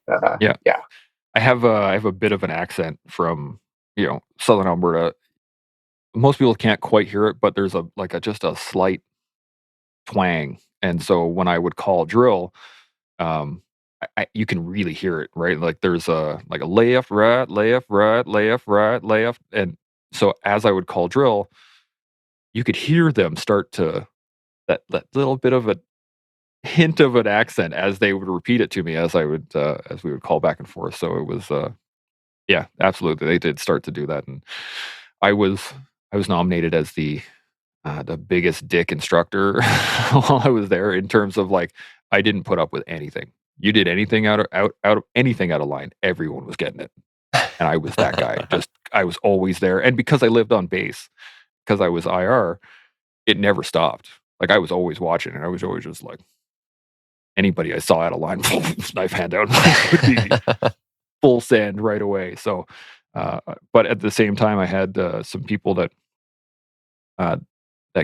went through their training, like I taught, and then carried on through their training. They got posted to Edmonton when I got home, and I ran into him on in the supermarket at one point. And he was like, "Hey, Master Corporal Burles," and I'm like, "No, dude, it's just chance now. Like, I'm not that guy."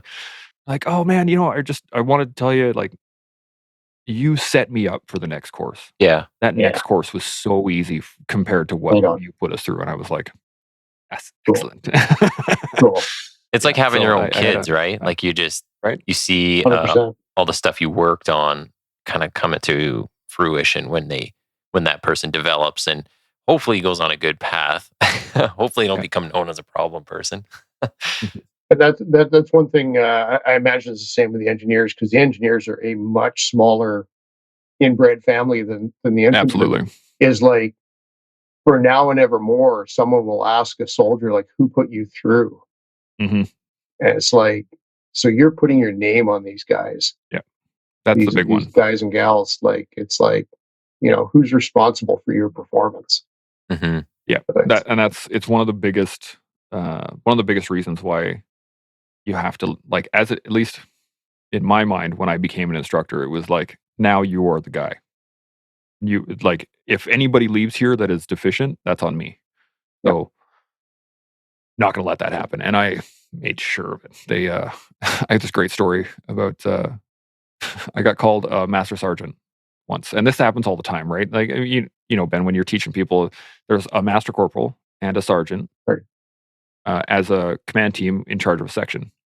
And so when you come in and people get flustered, they're like, they don't know who it is, right? So they're like, "Oh, master, sergeant." Right? Sergeant, sir.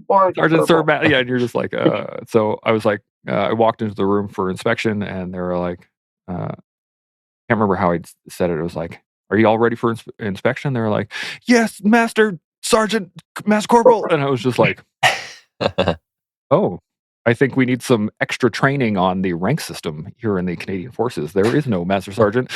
And so I was like, okay, we're all going to do some chain push-ups. And I was like, but I'm not just going to pick on you guys. Like, that can't do that. Everybody should learn the things that we all need to know. I can't let anybody else be deficient in this. So everybody out in the hallway, let's all get down and start doing some push-ups. And I do what at the time I called chain push-ups. So I would like, everyone's in the push-up position, one person. What is the lowest enlisted rank in the Canadian Army? Private. Push-up. Move to the next person. What is the second? And I'd work my way up. Corporal, master corporal, sergeant, blah, blah, blah. And did all of we went through Army non-commissioned and commissioned. We went through Navy non-commissioned and commissioned, and then Air Force non-commissioned and commissioned. And the guys were just toast by the end of that. And I was like, okay, so we're not going to have any more mistakes on the rank structure anymore, are we? No, master corporal. I'm like, good, cool. And stand up. Everybody went back to doing their stuff. And about 3 or 4 days later, I walked in on another group of people, and I got called a master sergeant again. I was like, oh, I guess we need some more remedial training. Let's everybody back out here. And we did it again, except I made them spell the rank stress. So it was like the P, T, E, E, P, L, all the way up and down, all 3 rank systems again, just to make sure that I was, and yeah, it was fun. Makes me think of drill instructor when I was at depot, and just like they must just sit in their office and come up with ways to mess with people. 100%. I remember like the very first day we were lining up, and we had to call them like it's the corps sergeant major came in, and I didn't know anything. I had no military experience or like with ranks or anything. But it's corps is CORPS. So I call him Corpse Sergeant Major. And he just basically tore a strip off me about him, something to do with like, you think I look dead to you? And just was like ripping into me. And like, I don't know what I said. It's like, that's how it's spelled. It's like lieutenant and lieutenant. I think it should be lieutenant, but lieutenant is somewhere in that word. I still don't understand. So the F is silent. Yeah. So it's just funny. It's funny how easy those mistakes are, and they become like how does this reaction rate this mistake? Like, yes, things don't make sense. But yeah, well, you're talking about that. Like I'm kind of reflecting on why it's done, and there's no doubt there's an element of fun to doing it, to be to the one giving it. But there's some really valuable lessons. I can imagine that calling somebody by the wrong rank when you're doing a casualty report has very real ramifications. Mm-hmm. Yeah, 100%. Corporal Smith instead of Sergeant Smith, that has a real meaning for both those people's family. Mm-hmm. And like I remember I was on basic sniper course, and I kind of climbed down off the truck while holding my rifle, and the need to protect the optic was paramount because they could be easily jarred out of alignment, which would obviously result in mission failure. So I got acquainted with knuckle push-ups and gravel. I am 56 years old, and I still baby my optic. Mm-hmm. Those lessons are real and they're lifelong. So it's not just silly abuse. It's with a purpose. There is silly abuse sometimes. Oh, absolutely. There is, but at the same time, you're right. Like, those lessons are, and they're hammered in. Like, it's not that we just, I put a bunch of people on the ground. We're going to do push-ups. Cool. Okay, everybody. Now we're going to get up. Now we're going to keep moving it. They're like, as these push-ups are happening, I'm doing push-ups with them. Yep. But I'm reiterating the fact that, like, this is seriously important. If you need to talk to somebody and you know who they are, you know what rank they are, then you can talk to them in a certain way. If you don't, then you're going to talk to them in a different way, which can affect how you work with people. Yeah. Right? If you call a major a captain, it's not a big deal, but it's a big deal. Right? Like, that's not something that they'll be like, what? And immediately they're going to come at it from a defensive structure, so you're not going to be able to communicate well with them, that kind of stuff. Yeah, and it's situation, context dependent too, right? Like, even like you're saying, you see him in the grocery store, you're like, yeah, it's just chance. But like when we're at the job, it's like that show of respect. Like I actually care to call you this and respect rank, and so it has meaning. Absolutely. And I mean, little things like that. I remember we did. I was teaching in a excuse me, a BMOQ land, so like a phase 2 officer course. And at that point, when with the officers, they call their own drill. So we just kind of walk in behind them while they do their, as they're moving from class to class, but they're calling their own drill and they're doing their own thing.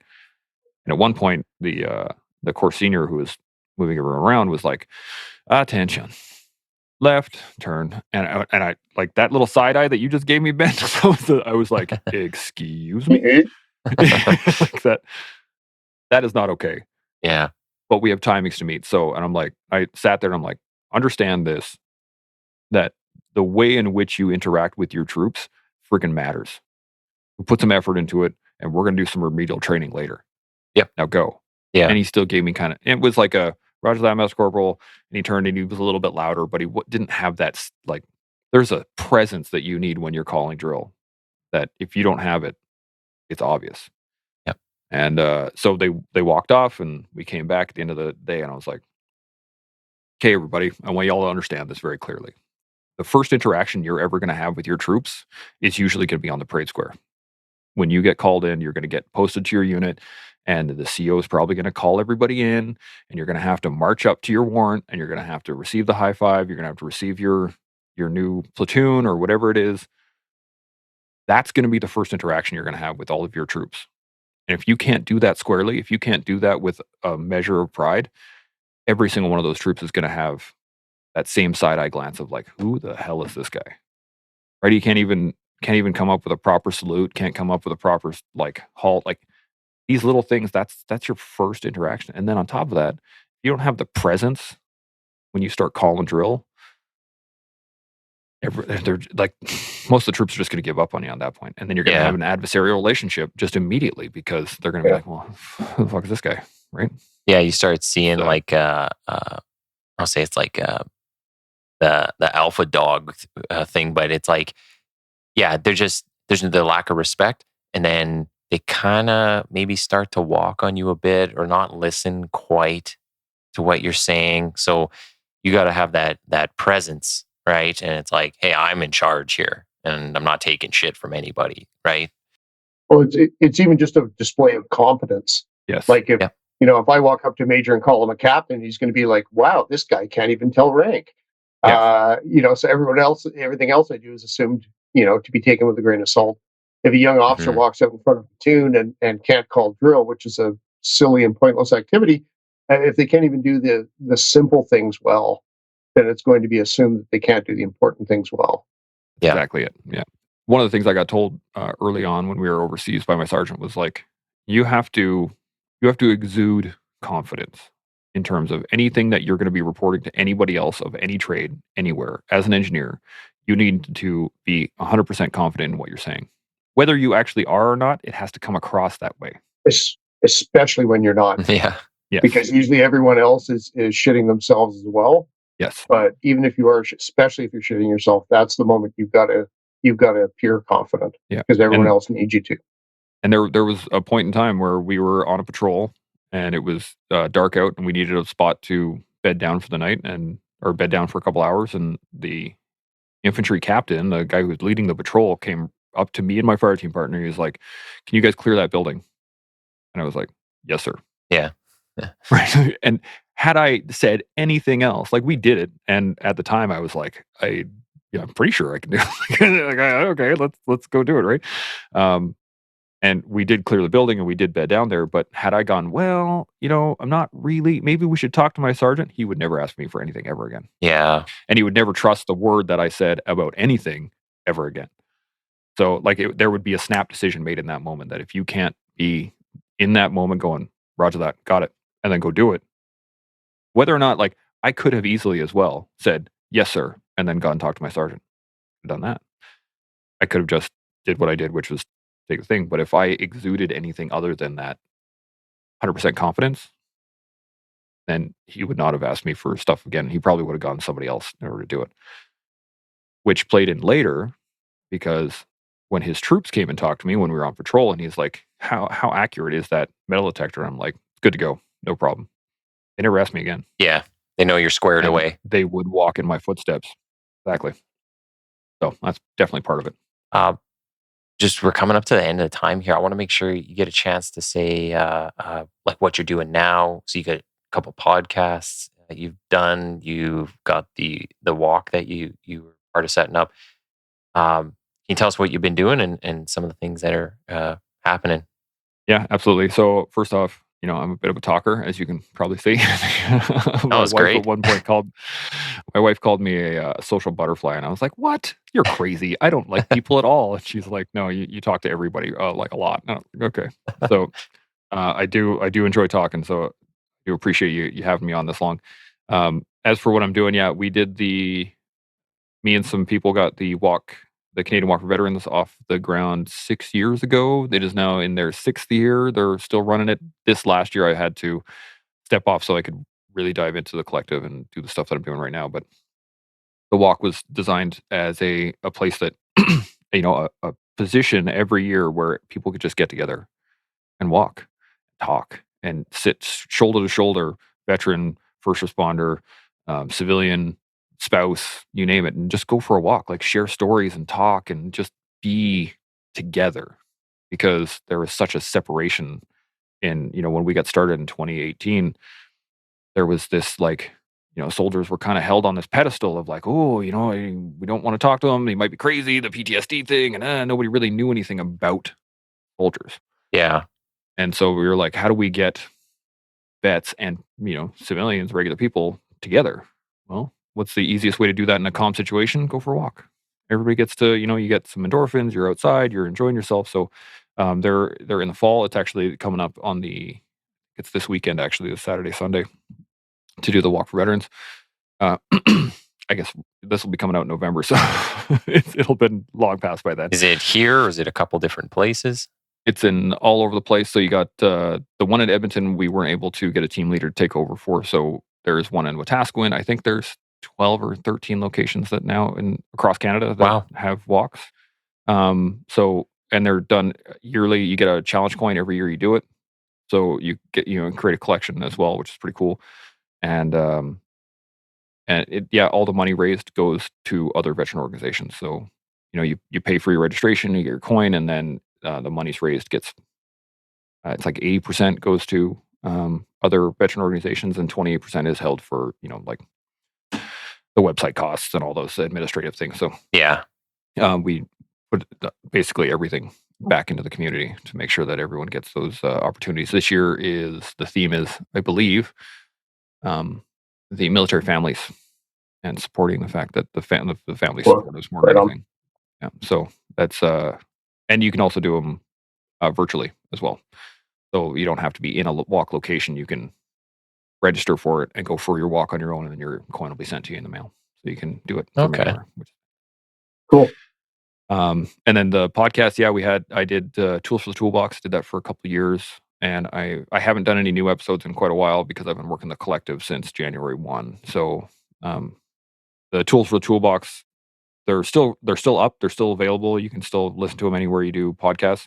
And it was me talking to other vets about the tools they use to manage, their daily life and all that kind of stuff. So I've talked about all kinds of things with all kinds of soldiers, from, reserve mechanics to British Special Forces, and kind of everything in between. So it's got a really great depth of information. I think there's 140, 100 something like that. Wow. Episodes that you can go through. Wow.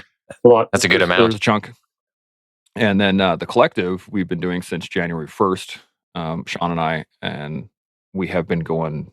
We've done a live show every day since January 1st for an hour long. You guys are busy, and you have tons of guests. Like, is it just the two of you running this, or do you have somebody booking these people too? It's all me. Sean is the larger strategic brain of this, and like where we're going and how to build the collective in itself. And I'm doing all the tactical stuff. So I'm running the show. I'm doing all the scheduling. I'm making sure that everything's up online. Everything's doing all that stuff. And we've hit a lot of really, deep discussions. We've talked about all kinds of things from anywhere from like mental health to martial arts to CQB to like, and just applying the lessons in life, like how to engage in life in a successful way. And we've hit it all of June, like 30 days in June was Men's Mental Health Month. We talked about hard-hitting, difficult topics ranging from suicide and ideation to sexual dysfunction to sleep to, youth interaction, like you name it. Wow. And we have been going hard, like you said, with all kinds of guests. We're from behavioral scientists to psychologists to chefs to like you name it, and from all kinds of walks of life, from military, from non-military, from first responding, from police, from like everybody. Yeah. If you want to live a better life and you want to kick ass every day, then come listen to the collective, because that's what we talk about. Good stuff. And I'll have to grab a bunch of links from you. Anything For you sure. need thrown up in the episode description, send those my way. Absolutely. But yeah, I'll say on recording, like, thanks. I really appreciate you coming on here, and then all the stuff you do, like with the collective. I tune in when I can, and I really like the conversations. So, thanks for all the work and service you've done and the stuff you continue to do. So, it's my pleasure. It really is. I get to talk to cool people all the time. and add Just like you guys. Ben to your list there. He's great at conversations. So I've had him on a few times now, and now he's co-hosting these. So yeah, he's a great guy. Outstanding. You're welcome to come on the collective anytime, Ben. Yeah, I'd like that. Good to listen to you, man. I appreciate it. It's